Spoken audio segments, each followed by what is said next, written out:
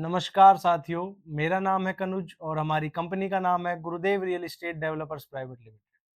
तो साथियों, आज हम आए एक नई वीडियो लेकर और एक बहुत ही खास और लेटेस्ट न्यूज़ लेकर, जो कि आपके लिए डायरेक्टली और इनडायरेक्टली आपके लिए बहुत ही खास और फायदेमंद होने वाली है। जैसा कि अभी कल 18 जून 2025 को यमुना प्राधिकरण की 85वीं बोर्ड मीटिंग हुई थी, जिसमें कई सारे अधिकारी भी मौजूद थे। उनके मौजूदगी में ही बहुत सारे डिसीजंस लिए गए, जो कि हमारे येडा के सीईओ हैं डॉक्टर अरुणवीर सिंह, उन्होंने 54 मुद्दों पर अपना चर्चा की। उन्हीं 54 मुद्दों में से आज कुछ मुद्दे थे जो खास पॉइंट्स हैं, आज हम उनके बारे में आपको सारी डिस्कशन आपको आपके साथ हम सारा करेंगे।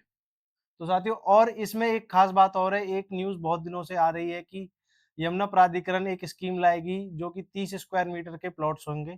तो उस न्यूज़ को भी आज इस वीडियो के द्वारा हम आपको आप तक पहुँचाएँगे। तो बने रहिए इस वीडियो में आखिरी तक। तो जैसे कि कल जो हमारी मीटिंग हुई थी, उसमें एक सबसे पहला एक बहुत ही मोस्ट इम्पोर्टेंट पॉइंट आया था, जो हमारा नोएडा इंटरनेशनल एयरपोर्ट है, उसके पास एक बहुत ही 1000 वर्ग मीटर में एक पुलिस स्टेशन बनाया जाएगा, जिसमें ग्राउंड कवरेज आपकी 60% उसमें ग्राउंड कवरेज होगी और मैक्सिमम बिल्डिंग हाइट आपकी 24 मीटर इसमें तय की गई है और इसका काम जल्द ही स्टार्ट किया जाएगा।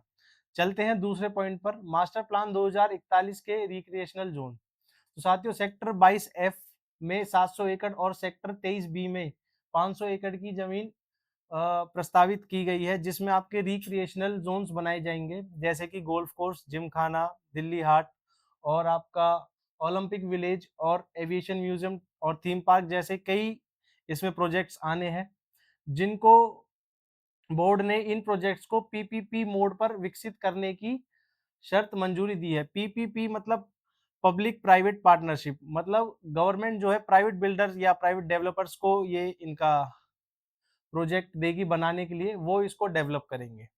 तो ये बहुत ही देखा जाए तो यमुना एक्सप्रेसवे पर जितना भी एरिया है, जो भी यमुना प्राधिकरण के अंदर आ रहा है, तो बहुत ही एक फ्यूचर में बहुत ही अच्छा एक हब बनने जा रहा है, जिसमें आपकी सारी जो भी नीड है, जो भी आपकी हर चीज़ आपकी वहाँ पे फुलफिल होगी।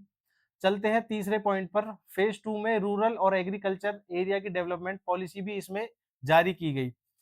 येडा के 6 जिलों में 1149 गाँव आते हैं, जिसमें मास्टर प्लान 2031 के तहत अलीगढ़, मथुरा, हाथरस और आगरा क्षेत्र कवर होंगे। ग्रामीण आबादी में क्षेत्र में 200 वर्ग मीटर के एरिया में residential, institutional plus commercial area को अनुमति मिलेगी। तो उसमें जो भी अप्लाई करेंगे तो उनके लिए बहुत सी, उसमें जो अप्लाई करने के लिए ज़रूरी दस्तावेज हैं वो आपके हैं, एक ओनरशिप प्रूफ आपको देना होगा, साइट मैप जिसमें बाउंड्रीज और रोड विड्थ आपकी देखी जाएगी, इंफ्रास्ट्रक्चर प्लान भी आपको देना होगा, building design plus 5 kilometre buffer zone के बाहर की ही एप्लीकेशंस पर विचार होगा। जो भी आपकी एप्लीकेशंस होंगी वो 5 किलोमीटर बफर जोन से बाहर होनी चाहिए। चलते हैं आगे, सेक्टर 10 का electronic manufacturing cluster, ministry of electronics और आईटी ने 144.48 करोड़ की फंडिंग के साथ ईएमसी 2.0 को मंजूरी दी है। येडा 341 करोड़ की लागत से इंफ्रास्ट्रक्चर डेवलप करेगा। उसमें आपको कई तरह की फैसिलिटीज देखने के लिए मिलेंगी, जैसे कि commercial complex, skill development centre, ready to move industrial units और हेवल्स को भी वहां पर 50 एकड़ जमीन अलॉट की जा चुकी है। साथ ही साथ वहाँ पे हॉस्टल्स की भी आपको फैसिलिटी मिलेगी। और एक ही बहुत ही एक बहुत ही अच्छा वहाँ पर मुद्दा रखा गया है, जो कि उसको मंजूरी दी गई है, वो होने वाला है फायर स्टेशन, जो कि आपके लिए बहुत सेफ्टी के लिए बहुत ही एक अच्छा इन्होंने ऑप्शन चुना है। दोनों सेक्टरों में, सेक्टर 18 और सेक्टर 32 में, दोनों सेक्टरों को 7485 वर्ग मीटर में फायर स्टेशन बनाए जाएंगे, जो कि ₹1 प्रति स्क्वायर मीटर की नॉमिनल दर पर दी जाएगी।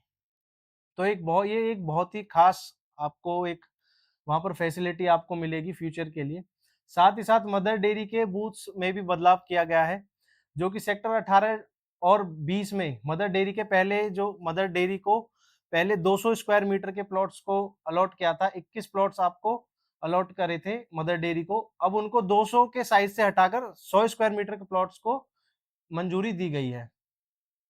साथ ही साथ इसमें एक और बहुत ही अच्छा इन्होंने फ्यूचर के लिए बहुत ही अच्छी आपके लिए अपॉर्चुनिटी निकाली है, जो कि 500 इलेक्ट्रिक बसेस इसमें ये लॉन्च करेंगे, जो कि सारी एसी बसेस होंगी, सारी इलेक्ट्रॉनिक बसेस होंगी। तो देखा जाए तो एनवायरनमेंट का इसमें काफ़ी ध्यान रखा गया है। साथ ही साथ ग्रॉस कॉस्ट कॉन्ट्रैक्ट को मोड पर दी गई है।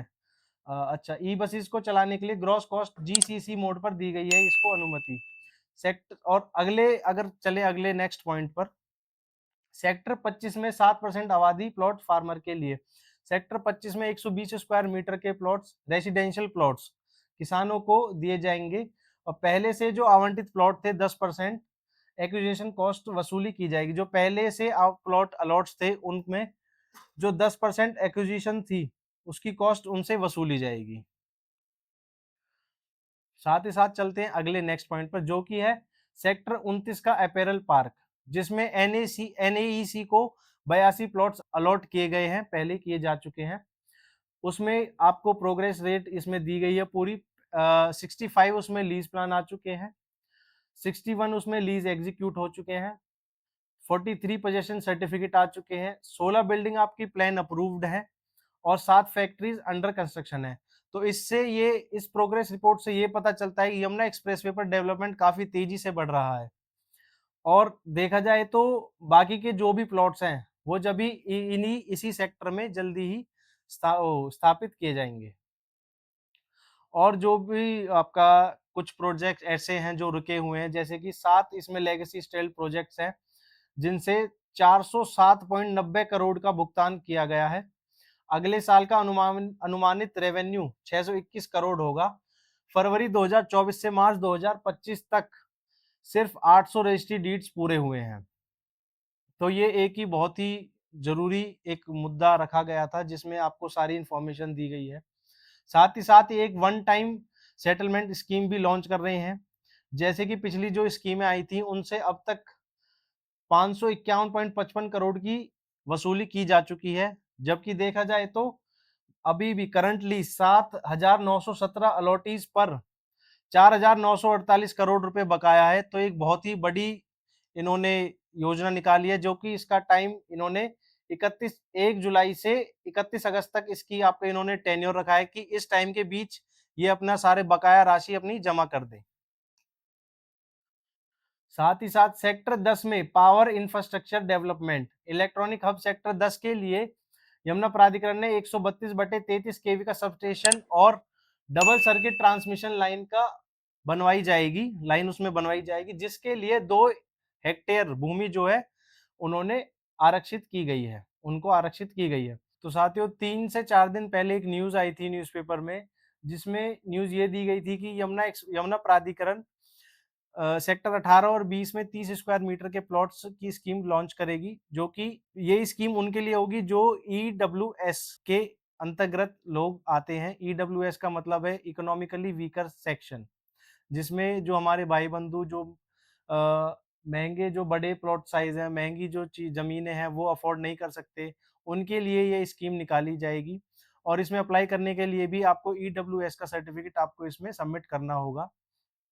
इसके चलते हुए साथ ही साथ इस बोर्ड मीटिंग में, जो कल हमारी बोर्ड मीटिंग हुई थी 18 जून 2025 को, इस प्रस्ताव को मंजूरी दे दी गई है और जल्दी ही इस स्कीम को हमारे बीच लाया जाएगा, लॉन्च किया जाएगा। और और ये जो 30 स्क्वायर मीटर का प्लॉट है, इसकी लगभग जो इसका प्राइस होगा 7 से 7.5 लाख के बीच का इसका प्राइस इसका तय किया जाएगा, जो कि अगर आपको प्लॉट अलॉट होता है तो उसकी जो सारी धनराशि है वो आप आसान किस्तों में आप पे कर पाएंगे। तो ये एक बहुत ही एक अच्छा सुनहरा मौका आपको दिया जाने वाला है। साथ ही साथ अगर आगे चले तो आप सभी जानते हैं यमुना एक्सप्रेसवे पर सुपरटेक का एक प्रोजेक्ट आपका होल्ड पर है, रुका हुआ है। तो उन्होंने सुपरटेक के प्रोजेक्ट ने एक प्रस्ताव जारी किया था कि 25% भुगतान ना करके वो 5% अभी भुगतान कर दे। तो उस 5% भुगतान के प्रस्ताव को इन्होंने रिजेक्ट कर दिया गया है कि वो 5% अपना धनराशि नहीं लेंगे, वो पूरा ही 25% का भुगतान उन्हें चाहिए। तो साथियों, जैसा कि आप सब जानते हैं, यमुना एक्सप्रेसवे पर एक ग्रीन बे नाम का प्रोजेक्ट बहुत ही लंबे समय से सुर्खियों में है, जिसकी पेमेंट अभी तक बकाया है, जो कि ये प्रोजेक्ट आपका सेक्टर 22D के प्लॉट नंबर TS06 में स्थित है, जिसकी बकाया धनराशि 117.73 करोड़ अभी बकाया है, जो कि इन्हें ग्रीन बे को, यमुना प्राधिकरण को देनी है। तो इसकी अंतिम तिथि जो है कल बोर्ड मीटिंग में जो तय हुई है 30 जून 2025 इसकी अंतिम लास्ट डेट इसकी रखी गई है। अगर इस डेट तक ये बकाया राशि जो आपकी 117.73 करोड़ है वो पे नहीं करते हैं, तो इस अलॉटमेंट को कैंसिल कर दिया जाएगा। तो साथियों 18 जून को जो बोर्ड मीटिंग हुई थी, उसमें जो भी महत्वपूर्ण फैसले लिए गए थे, वो सारे डिसीजंस मैंने आप तक इस वीडियो के द्वारा पहुंचाए हैं। और अगर आपकी कोई भी क्वेरी हो यमुना एक्सप्रेसवे से रिलेटेड या ग्रेटर नोएडा से रिलेटेड, तो आप दिए गए हमारे नंबर पर हमसे कांटेक्ट कर सकते हैं। नमस्कार साथियों।